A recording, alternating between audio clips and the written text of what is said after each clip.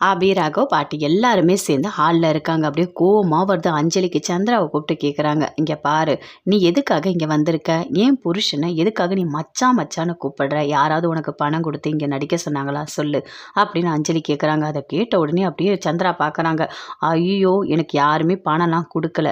உண்மையாகவே மச்சான் என் கூட பழகியிருக்காரு. மச்சான் சொல்லுங்க மச்சான் அப்படின்னு சந்திரா சொல்கிறாங்க. ஐயோ ஐயோ அஞ்சலி, அவங்க சொல்கிறது எல்லாமே பொய். நான் உங்களை தவிர வேற ஒருத்தவங்களை ஏறெடுத்து கூட பார்த்ததே இல்லை, பொய் சொல்கிறாங்க, நம்பாதீங்க அப்படின்னு சொல்லிட்டு முரளி சொல்கிறாரு. அப்படியே பார்க்குறாங்க. அஞ்சலிக்கு கோவமாக வருது. இங்கே பாரு, உன்னை பார்த்தாலே தெரியுது நீ பொய் சொல்கிறேன்னு சொல்லிட்டு, உண்மையை சொல்லு அப்படின்னு அஞ்சலி கேட்குறாங்க. உடனே ஆகாஷ் சொல்கிறாரு, இங்கே பாருக்கா, மாமாவை போலீஸில் கம்ப்ளைண்ட் பண்ணிவிடுவோம். போலீஸ் வந்து விசாரிப்பாங்க. விசாரித்து இவருக்கு மெமரி லாஸ் இருக்கா இல்லையான்னு அவங்க செக் பண்ணுவாங்க அப்படின்னு சொல்கிறாரு. அதை கேட்டோடனே அப்படியே முரளி டென்ஷன் ஆகுறாரு. ஐயோ, இவன் என்ன இப்படி ஒரு ஐடியாவை கொடுக்குறான்?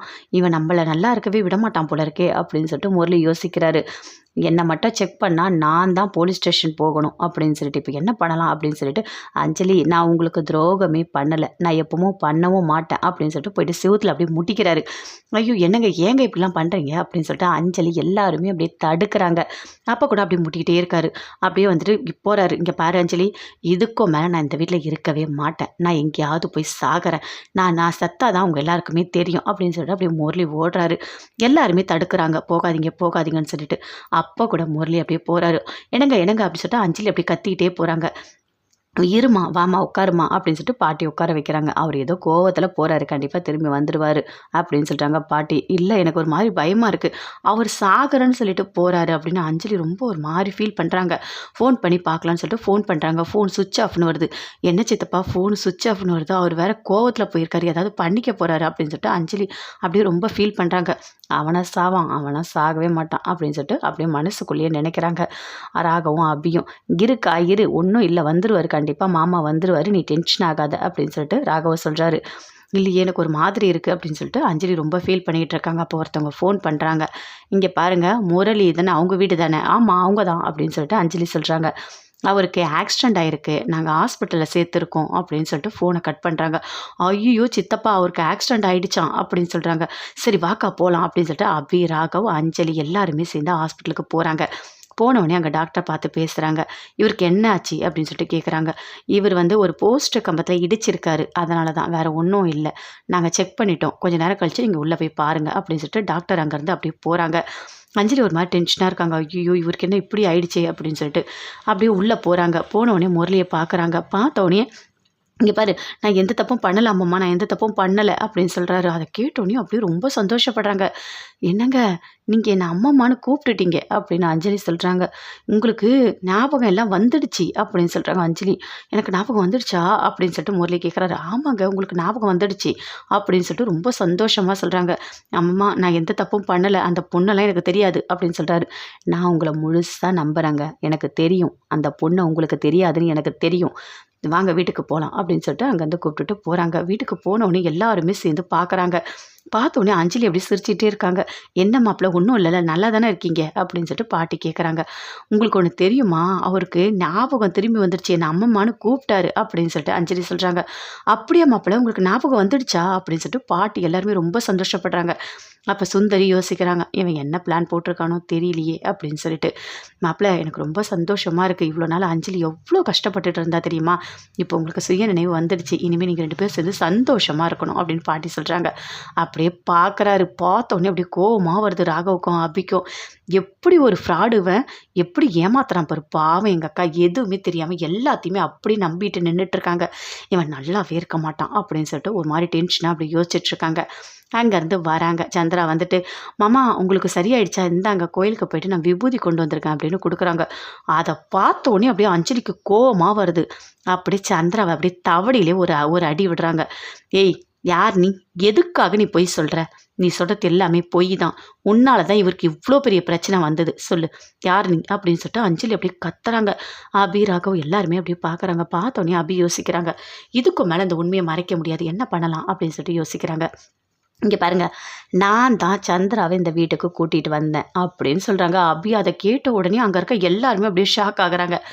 என்ன அபி சொல்கிற, நீயா நீயா கூட்டிகிட்டு வந்த அப்படின்னு சொல்லிட்டு அஞ்சலி கேட்குறாங்க. ஆமாக்கா, நான் தான் கூட்டிகிட்டு வந்தேன். இவருக்கு மெமரி லாஸ் இருக்குல்ல, நான் ஒரு டாக்டரை கன்சல்ட் பண்ணேன். அவங்க என்ன சொன்னாங்கன்னா, யாராவது ஒருத்தரை கூட்டிகிட்டு வந்து இப்படி ஒரு நடிக்க வச்சா அது ஒரு மாதிரி ஷாக் ஆகி அவங்களுக்கு எல்லா மெமரி ஞாபகம் வந்துடும்னு சொன்னாங்க. அதனால தான் இவங்கள நான் கூட்டிகிட்டு வந்து நான் நடிக்க வச்சேன் அப்படின்னு அபி சொல்கிறாங்க. அதை கேட்டவுடனே அப்படியே பார்க்குறாங்க அஞ்சலி. என்ன அபி, இவ்வளோ பெரிய விஷயத்தை நீ பண்ணியிருக்க அப்படின்னு சொல்லிட்டு கேட்குறாங்க. இல்லைக்கா, அவருக்கு குணமானா உங்களுக்கு நல்லா இருக்கும்ல, நீங்கள் 2 பேரும் சேர்ந்து சந்தோஷமாக இருப்பீங்க, அதனால தான்க்கா யார்கிட்டையும் சொல்லாமல் நான் இப்படி ஒரு பண்ணேன் அப்படின்னு அபி சொல்கிறாங்க. என்னம்மா பண்ணி வச்சிருக்க நீ, இவ்வளோ நாள் எங்களுக்கெல்லாம் எவ்வளோ டென்ஷன் தெரியுமா, நீ ஒரு வார்த்தை கூட சொல்லவே இல்லை அப்படின்னு பாட்டி சொல்கிறாங்க. இல்லை, ஏதாவது சொல்லக்கூடாது, சொன்னால் தெரிஞ்சிரும், அதனால தான் நான் எதுவுமே சொல்லலை அப்படின்னு அபி சொல்கிறாங்க. என்ன அபி, என்ன அபி நீ பண்ணியிருக்க அப்படின்னு சொல்லிட்டு பாட்டி, ஆகாஷோட அப்பா எல்லாருமே திட்டுறாங்க. நீ பண்ணதெல்லாம் தப்பு தானம்மா, இவ்வளோ பெரிய விஷயத்தை நீ பண்ணியிருக்கியம்மா அப்படின்னு சொல்லிட்டு கேட்குறாரு. இல்லை, நான் நல்லது நினச்சி தான் பண்ணேன் அப்படின்னு சொல்லிட்டு அபி சொல்கிறாங்க. இங்கே பாருமா, நீ நடிக்க வந்திருக்கியே, உனக்கு கொஞ்சம் கூட அறிவே இல்லையா அப்படின்னு பாட்டி கேட்குறாங்க. என்னம்மா சொல்கிறது, நான் எவ்வளோ கஷ்டப்படுறேன்னு உங்களுக்கு தெரியாது. சரி, உன்னோட வீட்டுக்காரி எங்கே அப்படின்னு சொல்லிட்டு அஞ்சலி எல்லாருமே கேட்குறாங்க. அவன் ஒரு ஏமாத்துக்காரம்மா, அவன் என்னை விட்டுட்டு போயிட்டான். அதுக்கப்புறம் நிறைய இந்த கஷ்டப்படுறவங்களுக்கு நான் போயிட்டு இந்த மாதிரி நடிச்சுலாம் கொடுப்பேம்மா அப்படின்னு சொல்கிறாங்க. ஐயோ கடவுளே, இவ்வளோ பெரிய விஷயம் நடந்திருக்கா அப்படின்னு சொல்லிட்டு பாட்டி ரொம்ப ஃபீல் பண்ணிட்டாங்க. ஆமாம், நீ ஏன் எதுக்காக யோசிச்சு இப்படி ஒரு முடிவுலாம் பண்ண அப்படின்னு சொல்லிட்டு சுந்தரி அப்படியே கோவமாக திட்டுறாங்க. உன்னை யார் இந்த வேலையெல்லாம் பார்க்க சொன்னது, எவ்வளோ பேருக்கு கஷ்டத்தை கொடுத்துருக்கா தெரியுமா, அதுவும் என் வீட்டுக்காரெலாம் எவ்வளோ டென்ஷன் ஆனார், எதுக்காக நீ இப்படிலாம் பண்ண அப்படின்னு சொல்லிட்டு சுந்தரியும் அப்படியே திட்டுறாங்க.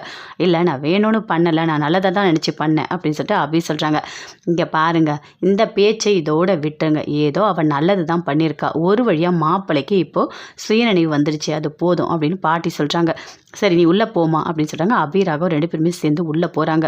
அனு, ஆகாஷ் அவங்களும் போகிறாங்க. அங்கேருந்து எல்லாருமே போகிறாங்க. முரளி மட்டும் அப்படியே ரொம்ப சந்தோஷமாக சிரிச்சிட்ருக்காரு.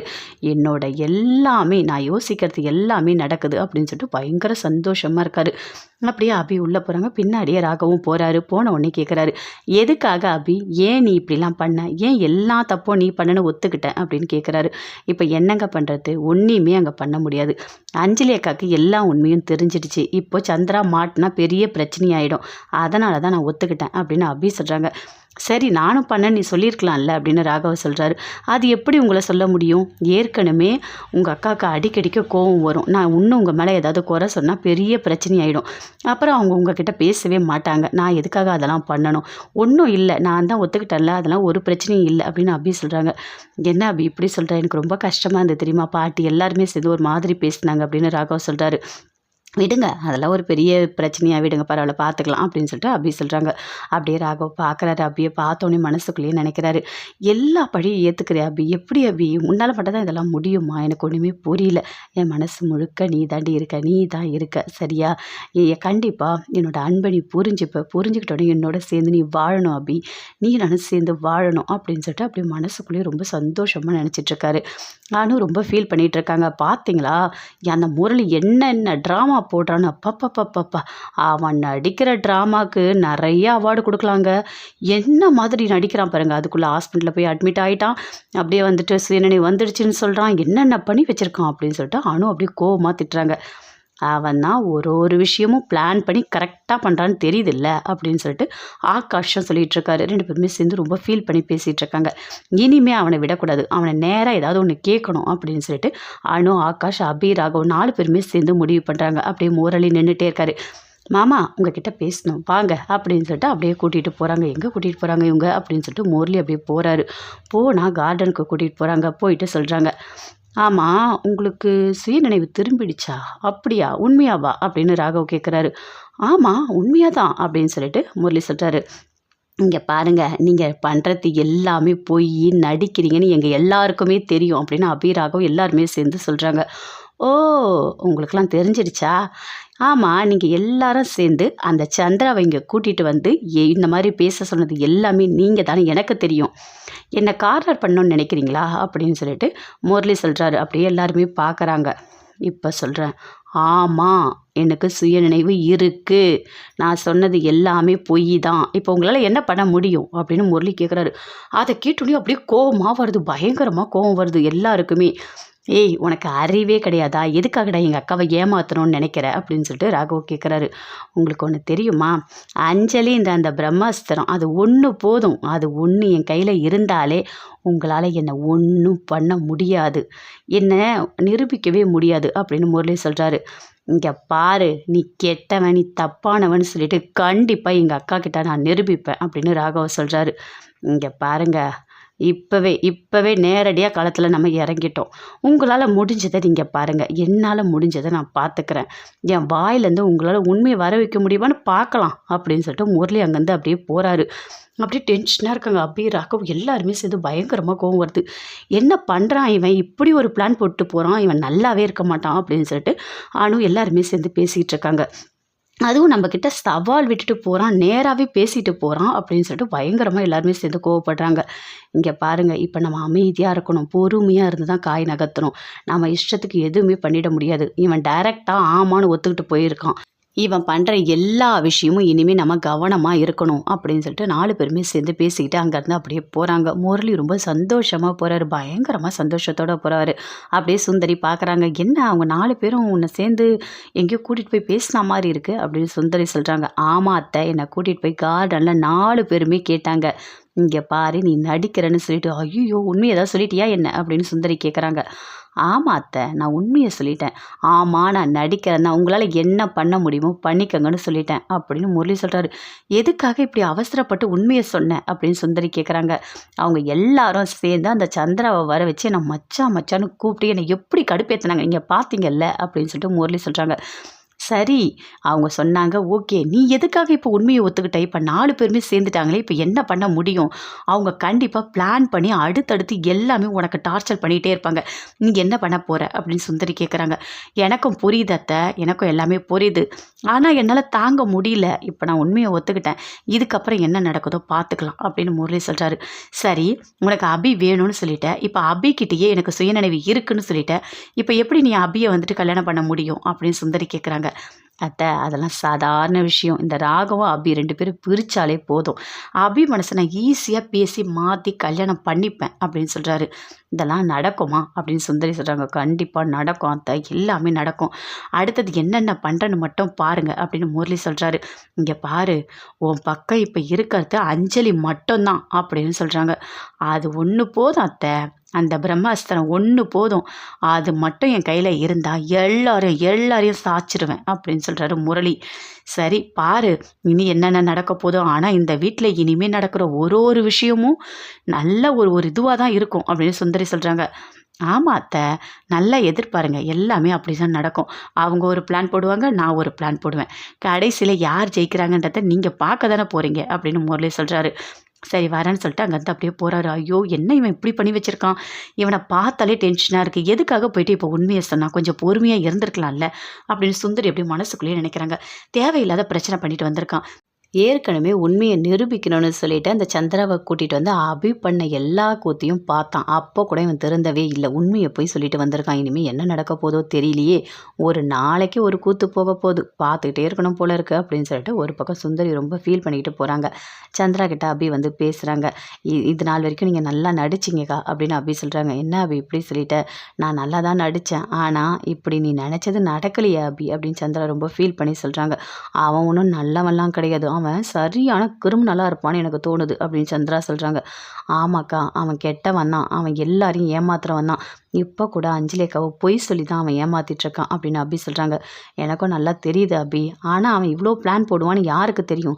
அப்படியே செவுத்தில் இடிச்சுக்கிறான், ஓடுறான், ஆக்சிடென்ட் ஆச்சுன்னு சொல்கிறான், ஞாபகம் வந்துடுச்சுன்னு சொல்கிறான். ஐயோ பாப்பாவா, ஒரு நிமிஷத்துக்கு ஒரு பிளான் போட்டுட்ருக்கான் அப்படின்னு சந்திரா சொல்கிறாங்க. உங்களுக்கே தெரியுது இல்லைக்கா, எப்படி அது உண்மையை நிரூபிக்கணும்? அஞ்சலி அக்கா பாவம், அவங்க ஏமாந்துட்டுருக்காங்க. இவன் கெட்டவனு தெரிஞ்சா அஞ்சலி அக்கா தாங்கவே மாட்டாங்க அப்படின்னு அபி சொல்கிறாங்க. எனக்கும் புரியுது அபி, இனிமேல் நீ என்ன பண்ண போறியோ தெரியல. சரி நான் போயிட்டு வரேன் அப்படின்னு சொல்லிட்டு சந்திரா சொல்கிறாங்க. இங்கே பாருங்கக்கா, இருங்க ஒரு நிமிஷம் இருங்கன்னு சொல்லிட்டு பணம் கொடுக்க போகிறாங்க. என்ன அபி பணம்லாம் கொடுக்குற அப்படின்னு சொல்லிட்டு சந்திராக்கா கேட்குறாங்க. அதெல்லாம் ஒன்றும் இல்லைக்கா, வச்சுக்கோங்க அப்படின்னு சொல்லிட்டு பணம் கொடுக்குறாங்க. சரி நான் போயிட்டு வரேன் அபி, நீ பார்த்துக்கோ, ஒன்றும் நல்லவெல்லாம் கிடையாது அப்படின்னு சொல்லிட்டு அங்கேருந்து போகிறாங்க. அப்படி ஒரு மாதிரி ஃபீல் பண்ணுறாங்க அபி. எப்படி நிரூபிக்கிறது? டைம் வேறு நமக்கு இல்லை, இருக்கிறது 2 மாதம் தான், அதுக்குள்ளே குழந்தை பிறக்க போகுது. எப்படியாவது அவன் கெட்டவன் நிரூபித்தா மட்டும்தான் அஞ்சலி அக்காவோட வாழ்க்கையை நம்ம காப்பாற்ற முடியும். இல்லைன்னா அஞ்சலி அக்காவை அவன் கைக்குள்ளே வச்சுக்கிட்டு அவன் என்ன விஷயத்த நினைக்கிறானோ அதை அடைஞ்சே தீருவான் அப்படின்னு சொல்லிட்டு அபி ரொம்ப ஒரு மாதிரி ஃபீல் பண்ணிகிட்ருக்காங்க. இப்போ என்ன தான் பண்ணுறதுன்னு ஒன்றுமே புரியலையே அப்படின்னு சொல்லிட்டு அப்படி யோசிச்சுட்ருக்காங்க. வீட்டுக்கு ஃபோன் பண்ணுறாங்க. அனு எல்லாருமே அட்டன் பண்ணி பேசுகிறாங்க. அவங்க அம்மா, அப்பா, அத்தை எல்லாருமே பேசுகிறாங்க. "எப்படிம்மா இருக்க? அபி எப்படி இருக்கா?" எல்லாமே கேட்டு விசாரிச்சிட்ருக்காங்க. எல்லாருமே நல்லா தான் இருக்காங்க. "உங்ககிட்ட ஒரு முக்கியமான விஷயம் சொல்லணும். அதனால தான் நான் ஃபோன் பண்ணேன்" அப்படின்னு அனு சொல்கிறாங்க. "சொல்லுமா என்ன?" அப்படின்னு சொல்லிட்டு அவங்க அப்பா கேட்குறாரு. "இங்கே முரளி இருக்கார்ல?" "ஆமாம் இருக்காரு" அப்படின்னு சொல்லிட்டு கேட்குறாரு. "இல்லை அவருக்கு சுயநினைவு வந்துடுச்சு" அப்படின்னு சொல்கிறாங்க. அதை கேட்டோன்னே உங்கள் அப்பா அப்படியே ஷாக் ஆகுறாரு. "என்னம்மா சொல்கிற? அவனுக்கு சுயநினைவு வந்துடுச்சா?" அப்படின்னு சொல்லிட்டு.